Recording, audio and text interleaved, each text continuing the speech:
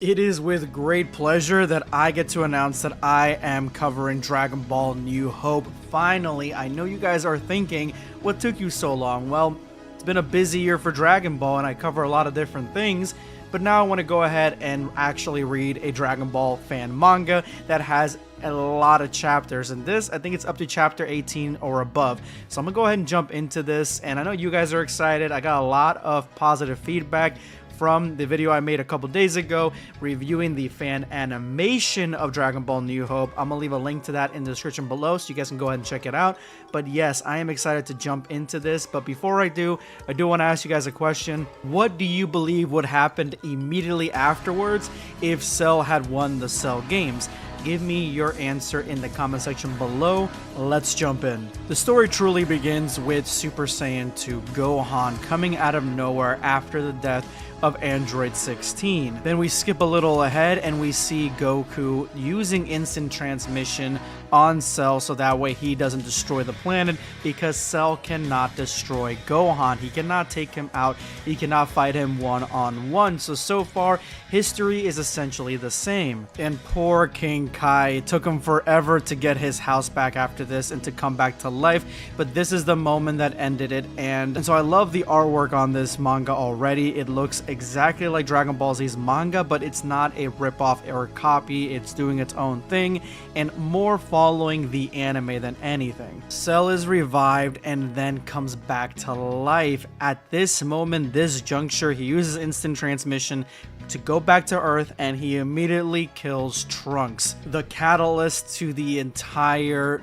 Dragon Ball Z Android storyline. Without him, there's nothing. And to be honest, Trunks really changes the future for a lot of storylines, so he is literally the variant here, and he gets killed by Cell, so he doesn't do any more pesky changing the timeline or anything like that. Realistically, Cell took out one of the most powerful characters, and we all know that this prompts Vegeta to jump into action and attack Cell, give him everything he has. And honestly, this is a few panels here where he's attacking Cell, shooting him with Ki Blast, and just going absolutely berserk on him.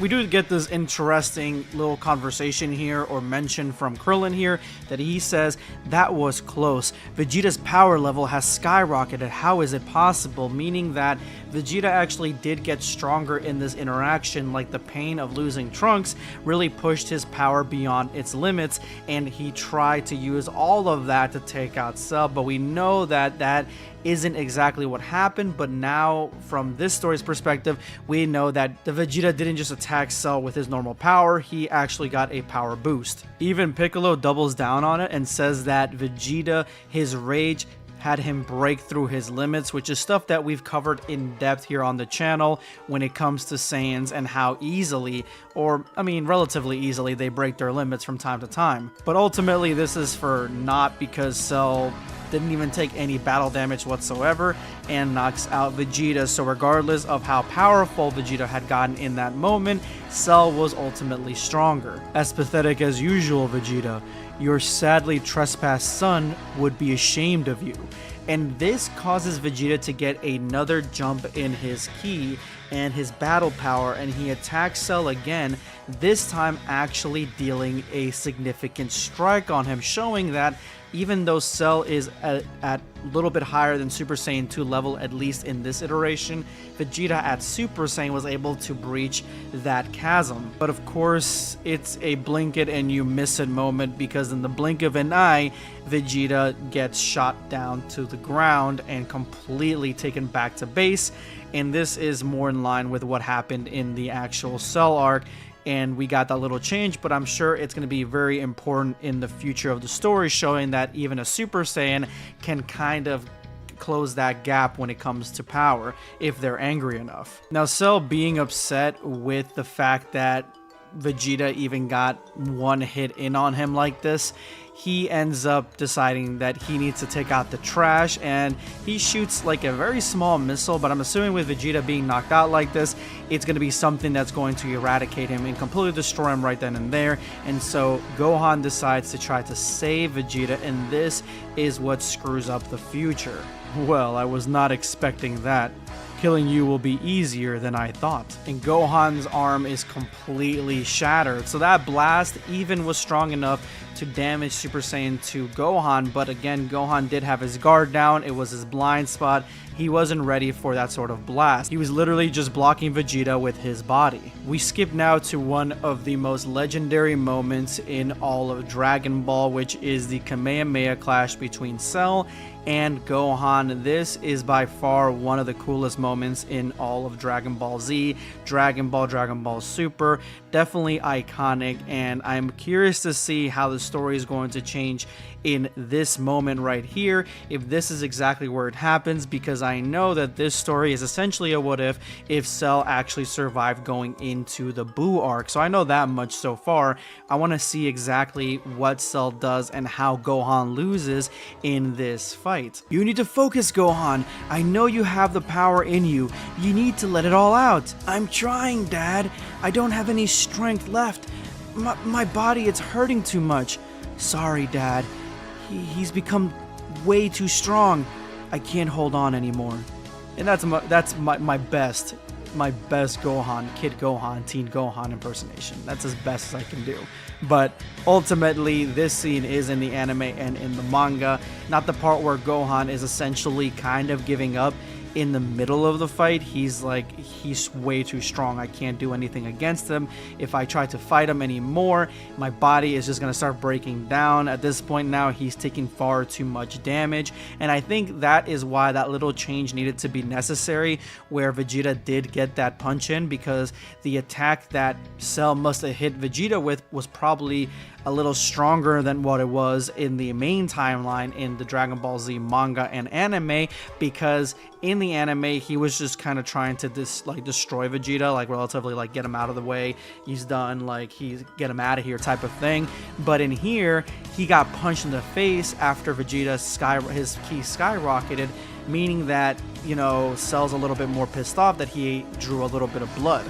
All that for a drop of blood, so he probably hit him with something a little bit stronger out of anger, and that is why Gohan is a little bit more messed up, and he probably took a way stronger shot in his left arm than he did in the original timeline, which I think is a great change. If we were going to change it, that would be the direction I would go. That would be the area that I would change, because that changes literally everything. That makes Gohan so much more susceptible to essentially being killed off in this moment in a believable way, because if he was just killed off and it was still the same story, it wouldn't work. Why did he get destroyed? What was the difference in the main timeline? But in this, we know what the difference is. Vegeta got that extra hit on Cell, so Cell probably packed a little bit more punch in that attack, and that is why Gohan is far more damaged than he was originally, which I think is fantastic. And this is reflected on Vegeta and what he's saying next. He's overpowering him. He's no match.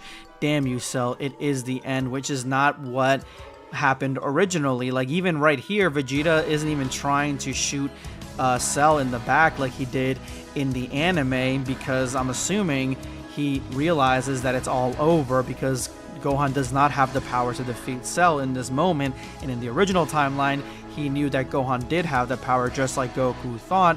But here, everyone's realizing that it's basically game over and Cell is going to win. With that extra bit of energy and no interruptions whatsoever on Cell's side, this is essentially, I'm assuming, the end of Gohan. Like, he is about to die right here. And so here is what it looks like if that giant Kamehameha ball ended up going towards Gohan's side. You see that it is overpowering, it is huge, and definitely something that would easily destroy Gohan and tear him apart. And that looks to be exactly what is going on here, with everybody being blown away, and you can tell it's far stronger. And right here you can see this is the end of Gohan and Goku. His sacrifice was in vain in this situation, because he thought that him sacrificing himself was going to end it. But Cell, he's built different. He's not the same as every other villain. He is able to regenerate like Piccolo. So yeah, Goku kind of messed up here. Goku actually messed up here for the entire universe, all the universes, and now Gohan has been killed by Cell right in front of his father's eyes. And I love the way that Goku's drawn here. Look at his eyes. I wish they would do that more often, like Dragon Ball Super, or even I'm hoping it comes back in Daima when someone gets knocked out or they're looking at something in shock in Dragon Ball and in Dragon Ball Z and the Dragon Ball manga. Their eyes would be whited out like this because they are in a state of shock, which I think is really cool visualization, that they are like completely dumbfounded with what's happened, or they're knocked out and there's nothing there. This is actually pretty sad that like his last words were dad, because his dad decided to not only leave him on the battlefield and let him get beat up, but also give Cell a senzu bean. So I would imagine that giving Cell a senzu bean probably is a lot worse in this aspect, in this universe, than it would have been in ours, because obviously Cell ultimately wins here. So Goku is probably really thinking about him giving Cell that senzu bean and being like, okay, maybe I shouldn't have done that. The Kamehameha wave so powerful that you see it from space, and the Z fighters are all in a state of shock. And this is exactly 110%, I put 10 toes down on this, exactly what Cell would say after killing Gohan. I guarantee you he had this one loaded up in the chamber, and that is father and son reunited.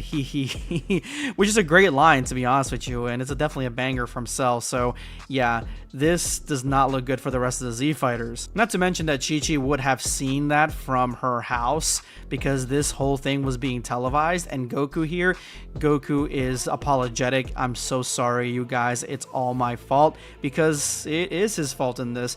And I'm hoping that the weight of responsibility and exactly what ended up happening because of his actions, I'm hoping that guilt is something that follows Goku in this story a little bit more. And I want to see what kind of impact it has on him going forward. Oh, I think this is one of the saddest things I've seen from Dragon Ball all year, and it is Gohan saying hi to King Yama. You know that Gohan would have earned his body back. Honestly, the artwork here is so great. It looks like Toriyama drew this. This looks straight from Toriyama. But, I mean, I guess Gohan is off in heaven. Well, today we are continuing with Dragon Ball New Age. This is the Dragon Ball fan manga where Cell wins the Cell games. And I know a lot of you guys are familiar with it. I haven't read it, so it's going to be brand new for me. But today we are going with the second part, chapter 2, essentially, going off the death of Gohan. But before I begin, I want to ask you guys one question. Who wins in a fight, Perfect Cell or Pikkon? Let me know in the comment section below. Let's go ahead and jump in. So, as stated earlier, Gohan is dead. This is the crater, this is his gravesite. He's completely disintegrated, and now the Z fighters are at the mercy of Cell. What is Cell going to do with them? What is he going to do with Earth? This is something that I can honestly say, and I've thought of a lot of what ifs in the past.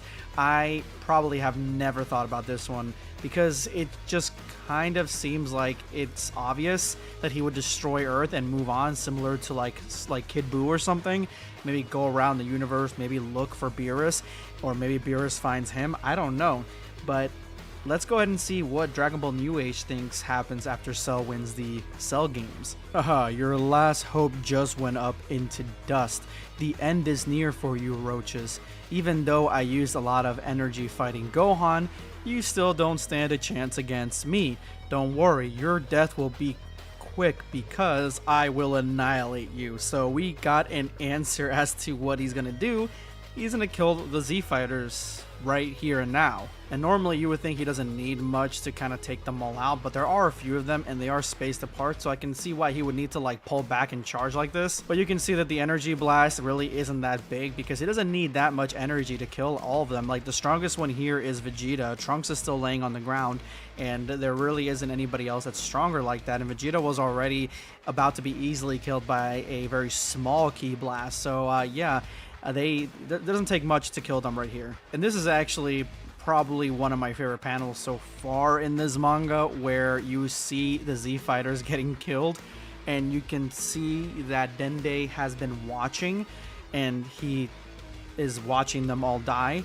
And you see Master Roshi here, he wasn't watching TV. You know, this is on the TV, this is on the news, but I think that he can sense that they're dying. So this is actually very solemn, and the destruction of all of them should be absolute with this one blast. Okay, he may have overkilled it here because you can see this blast from space. Come on, man. Like, all right, so you did a little bit too much here. This might have been a little bit too far, but I mean, take them all out, take all the competition out, and then you can have free reign over Earth, essentially.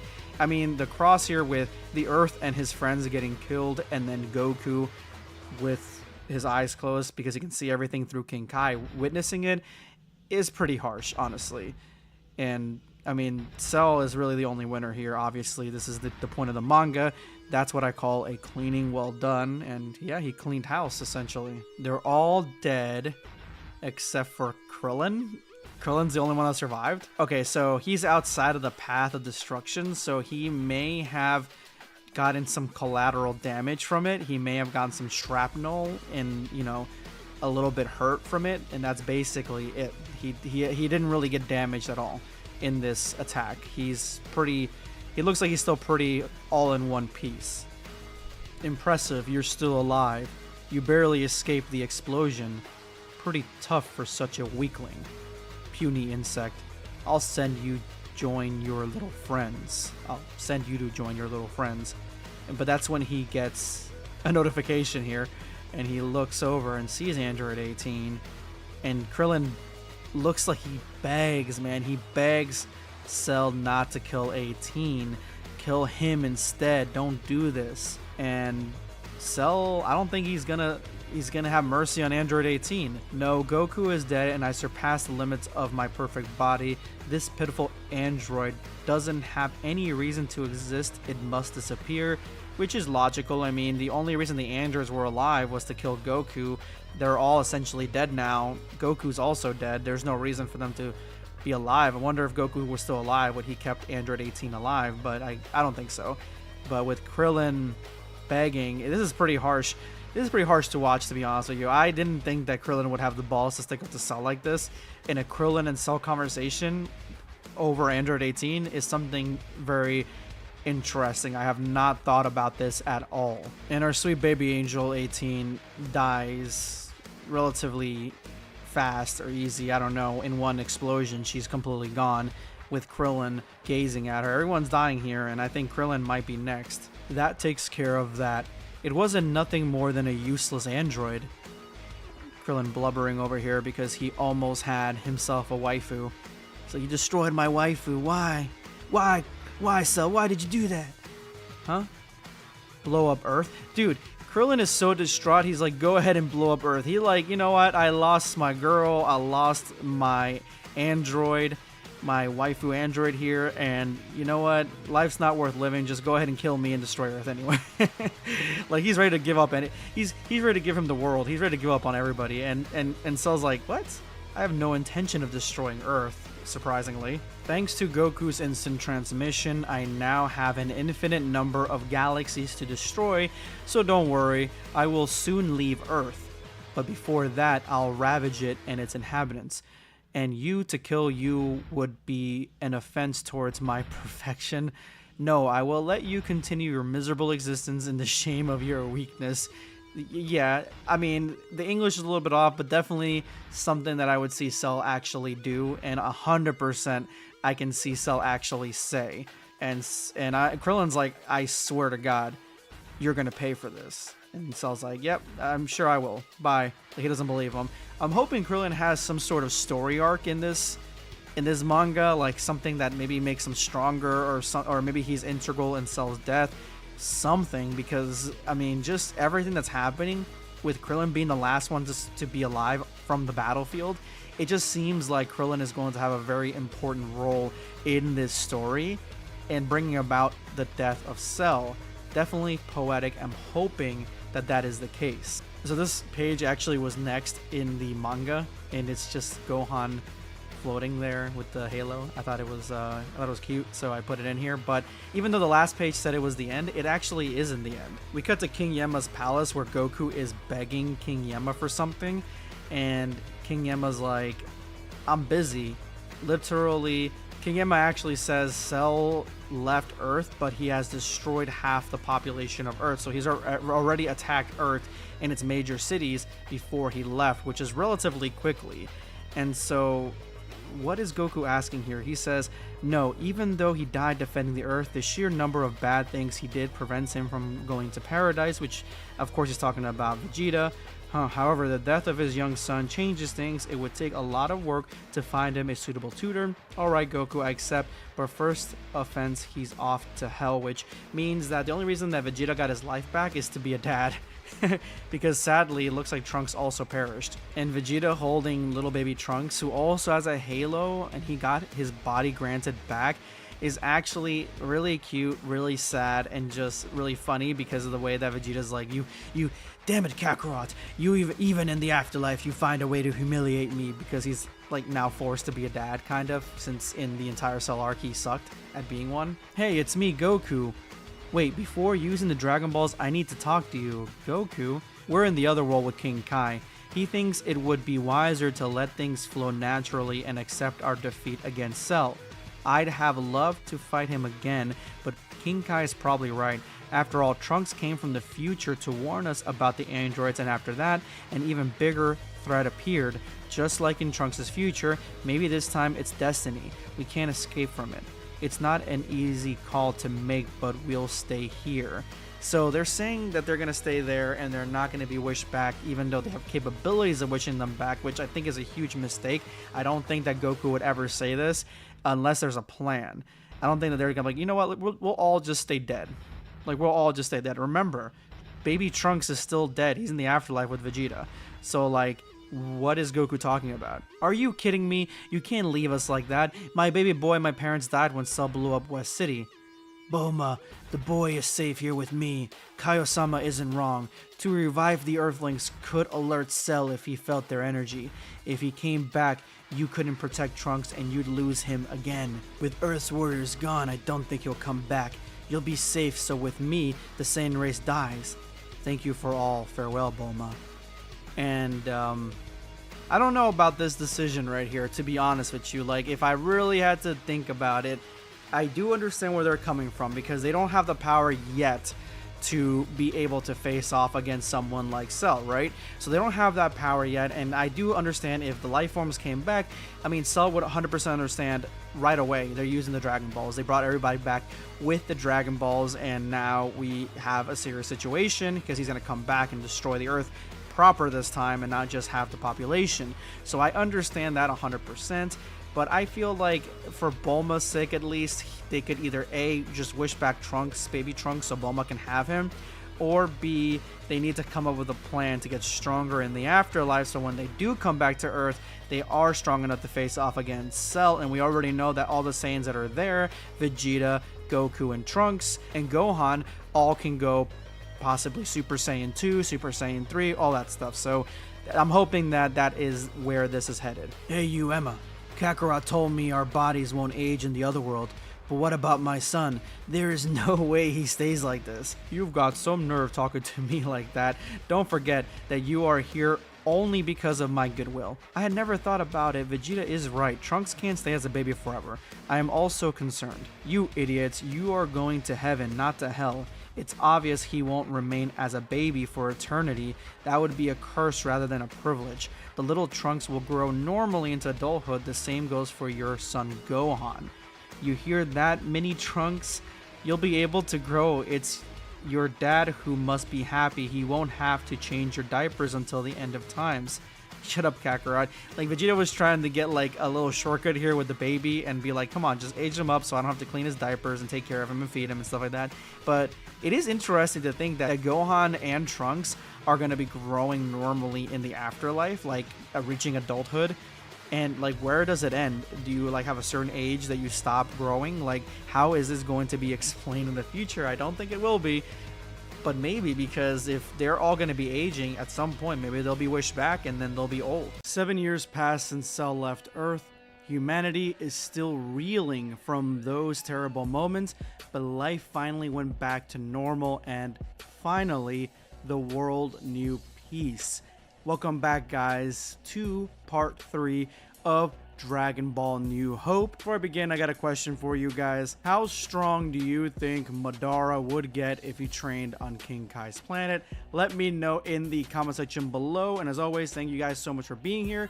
Let's go ahead and jump in. So now we are at Kame House, and we see that Krillin and Roshi are both watching the news, and we find out that it's taken 7 long years to rebuild the entire West City. It looks like, I mean, it seems like Cell only destroyed West City, whereas the news was telling us that half of humanity is gone. I'm not sure if West City is the biggest city on the planet, and the destruction of the city cut the population in half, but it seemed like that is really the only destruction that Cell had committed to planet Earth before he actually left. So it is a possibility that we're learning some new in Dragon Ball lore that we didn't really know about, talking about where the populations are on planet Earth. Krillin is still bent out of shape with everything that went down. He lost his future wife, he lost his friends, and he lost half of humanity.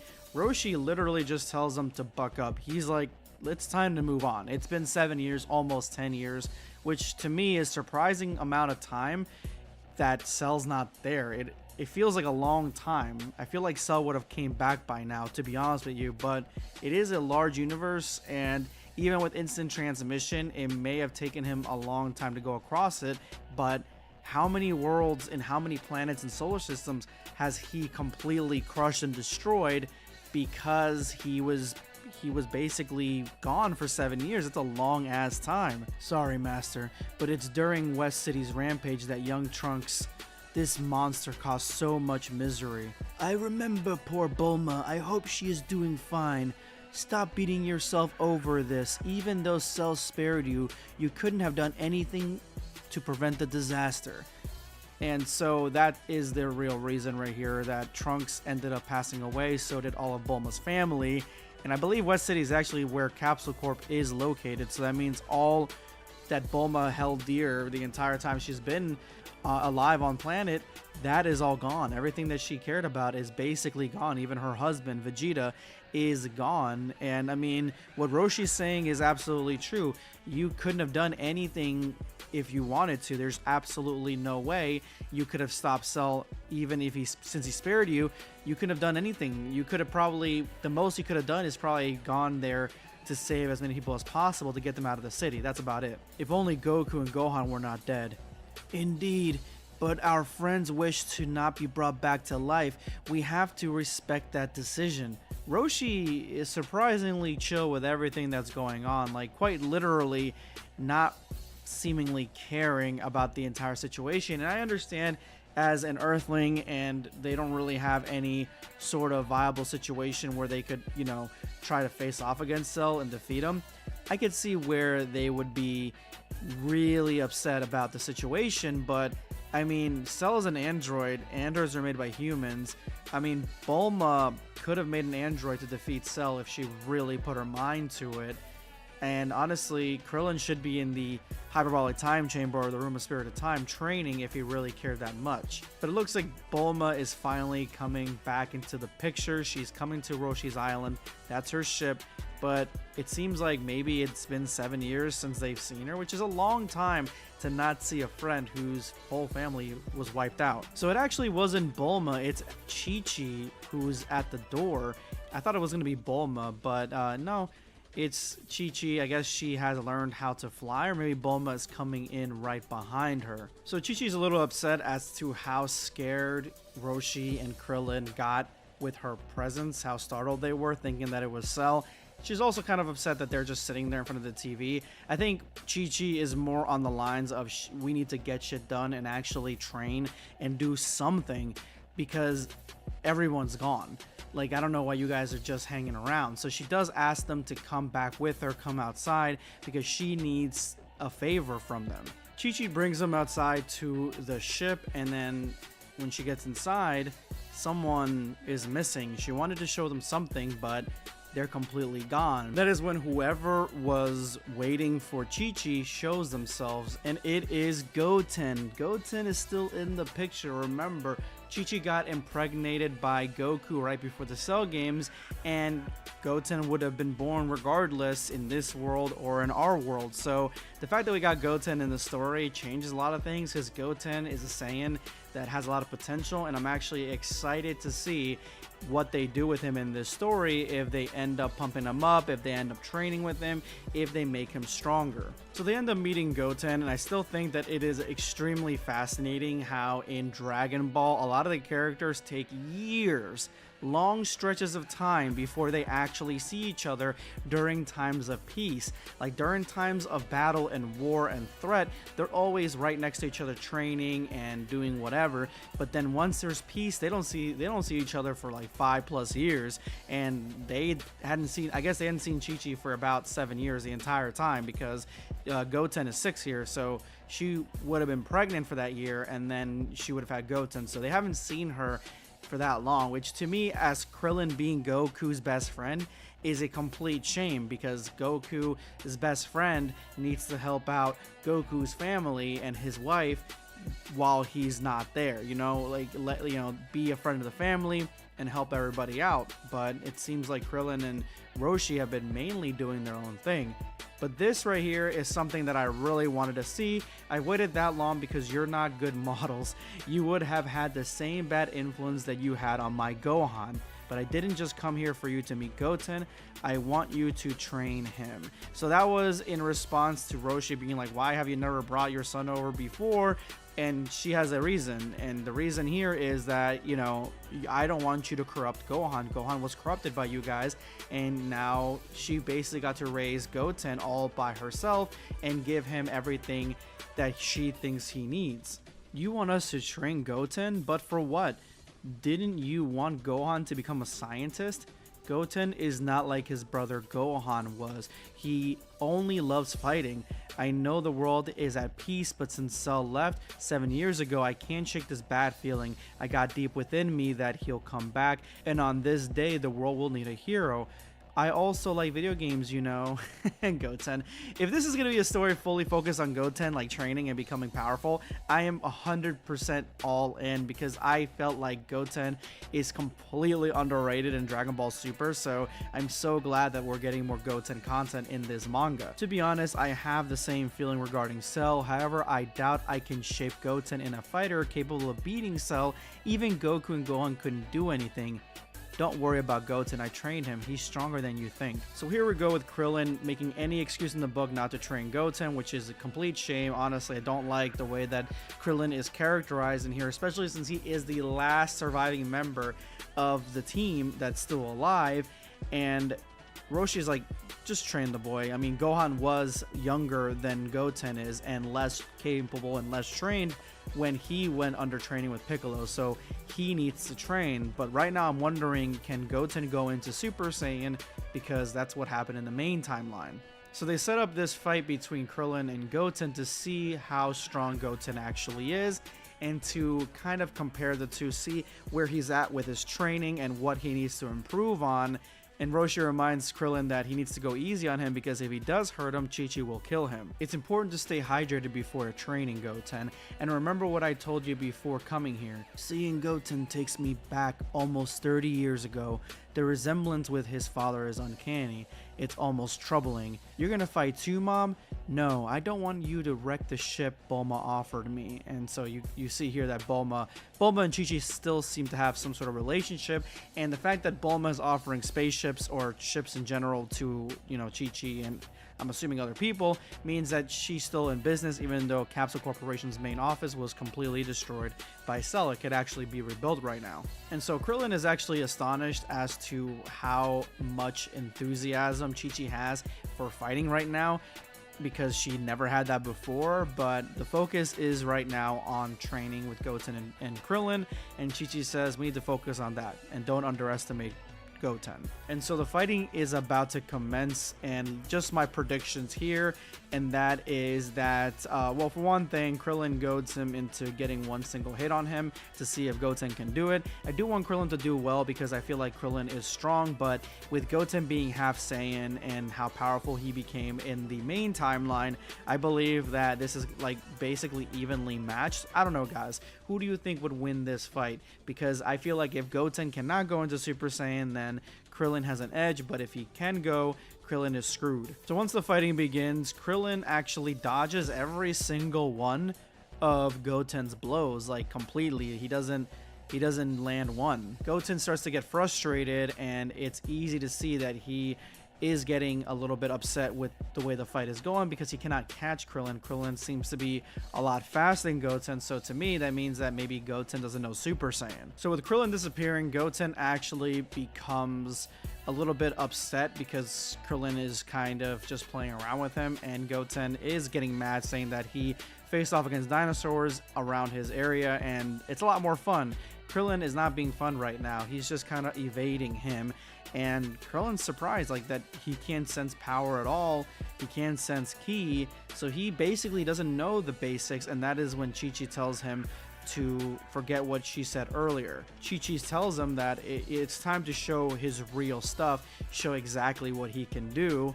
And so Goten says everything changes for round 2, which for me only means one thing. And that's exactly what ends up happening. Goten starts powering up into a transformation. His eyes turn green, his hair lights up, everybody's on edge, everyone's on guard because Goten is about to transform into a Super Saiyan. And that is exactly what happens. Goten goes into Super Saiyan. That's exactly what happens in the main timeline. Makes a lot of sense. I don't think that there would be any sort of change with everybody being passed away where Goten wouldn't be able to transform into a Super Saiyan because it was fighting with Chi-Chi that actually pushed him into that. And Krillin is as dumbfounded as I'm assuming everybody else is, including Roshi. Where did I leave off? Oh yeah. Goten has transformed for the first time into the legendary Super Saiyan to fight against Krillin. I'm not even joking. This is Dragon Ball New Hope. Things like that happen here. So let's see exactly how this ends. But I do want to ask you guys a serious question. I'm not being funny. I want you guys to be as serious as possible. It is not a goof. This is a serious question. How does Krillin defeat a Super Saiyan Goten? That's all I want to ask. How does he defeat one?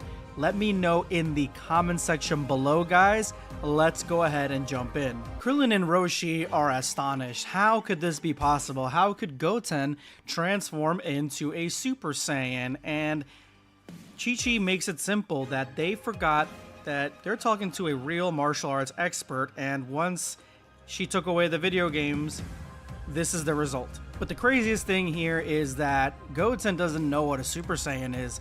He has no idea. So he's asking, what is this Super Saiyan thing? Which I think is a really interesting change to the storyline, that Goten has no idea what it is, because in this situation, he wouldn't have been told by Gohan or anybody else that would know what a Super Saiyan is. Chi-Chi knows what a Super Saiyan is, kind of, but not really to the extent where she's going to explain it to Goten. She probably just saw him transform and says, hey, look, you transform and got stronger, and that's basically it. So, I mean, it does make sense that Goten doesn't know in this reality. But Goten isn't waiting to find out any answers. He wants to jump into the fight as soon as possible. And he charges Krillin so fast that Krillin barely has any opportunity to plead for his life. He is at the last second pleading, even though Goten is literally charging in on him. And you can only imagine that this probably is like a few seconds in between both of these panels that Goten is charging at Krillin, and Krillin realizes that he has no opportunity, no way in defeating someone that has transformed into Super Saiyan. I'm assuming that Goten as a Super Saiyan is about the same strength as Goku when he first transformed into a Super Saiyan. And so with one solitary punch, it looks like the fight itself may be over here, because the graying out of the eyes, what I told you guys a few videos ago that I enjoy with old Dragon Ball Z, where the eyes grayed out because they got knocked out or somebody can't believe what's happening, things like that. It looks like Krillin got knocked the fuck out, and now, yeah, Goten's training seems to be at an end. So it looks like this version of Goten is a lot cockier than the one that we got in Dragon Ball Z. Could be the reality that he is an only child and he maybe has like that feeling of a firstborn because Gohan is not in the picture, and also there is no Trunks, so he's got no friends, so he's kind of have to like be the one that is the cockiest in the room. But yeah, he seems a little bit more like Vegeta in this situation, as he essentially almost kills Krillin. And that's exactly what Chi-Chi thinks, that she made a grave error here by forcing or pushing, I wouldn't say force, but definitely encouraging Goten to transform into a Super Saiyan. This has led to the possible death of Krillin, and honestly, this is the reality, because Krillin is, I mean, he's not even close to Frieza's first form in this moment. So to fight against someone like Goten, who's a Super Saiyan, I mean, that is a tall order, and a punch like that would do some serious damage. Alright, this is an interesting change of events. It looks like Krillin is up with just a bruise on his cheek. They are gonna have to explain this one to me, because there's no way that Krillin's going to live through a punch like that, or at least not be knocked out. A punch that he didn't want to receive in the first place. He was trying to stop the match at that moment, and he still got hit. So let's see what the explanation actually is. I'm okay, Master. Don't worry, Goten. It's not really fair play to attack an opponent by surprise, especially when you're a Super Saiyan. Fortunately, I was able to raise my power level in time. That's what it's called? Mom calls it being a little runt. Anyway, if you're still standing, it means that you're not as bad as I thought. That's weird. Krillin took that punch head on, but he doesn't seem to be hurting. That is weird, Master Roshi. In flawless Master Roshi. in flawless Master Roshi impression, yes, Master Roshi. That is weird. It's true that you are the youngest Super Saiyan I ever saw, but you are also the weakest. What? Ready for round 3, and it looks like Krillin's raising his power level. So I kind of want to see, because this manga has been great at explaining the power levels, the differences between them, and why certain things are happening, and it just all makes sense up to this point. I mean, barring some character flaws like Krillin not being in touch with Chi-Chi all these years, but I think that this is going to be very interesting of an explanation as to how Krillin was able to survive that. Ah, the old Kaioken. Kaioken times 10, which is one of the strongest versions of Kaioken. So did he raise his power level to Kaioken, or use Kaioken when he took that punch so he wouldn't die? Or is he raising it now, but his base is already strong enough to withstand that kind of attack? That's kind of what I'm curious to find out. Kaioken? When did he learn such a technique? The power he's letting out is incredible. What kind of training did he do to reach such a level? After I died on Namek, King Kai taught me the theory of the Kaioken. I then got wished back to life without having completed his training. Now you're red, so what? This time you'll have no excuse, and then Goten attacks Krillin. But Krillin blocks the attack. So how did Krillin do this? This is kind of like the thing that I'm most curious about, because we really have no explanation, even in canon, how somebody even learns Kaioken to begin with. We know from this that Krillin was taught the theory of Kaioken, probably how to do it, how to do Kaioken, but he never was taught how to actually do it through training.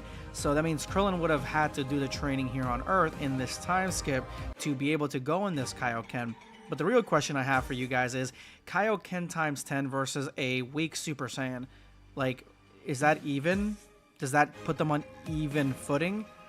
Honestly, I want to see more Kaioken in the actual manga, the Dragon Ball Super manga, because I think it's a great way to get our weaker characters to be a lot stronger. So as we see here, Goten is attacking Krillin, and Krillin is dodging everything, and honestly, this is a pretty even fight. But the biggest question for me, and I know there's a stamina drain between both of these transformations and abilities, because Super Saiyan does have a stamina drain, and Kaioken has an even bigger one.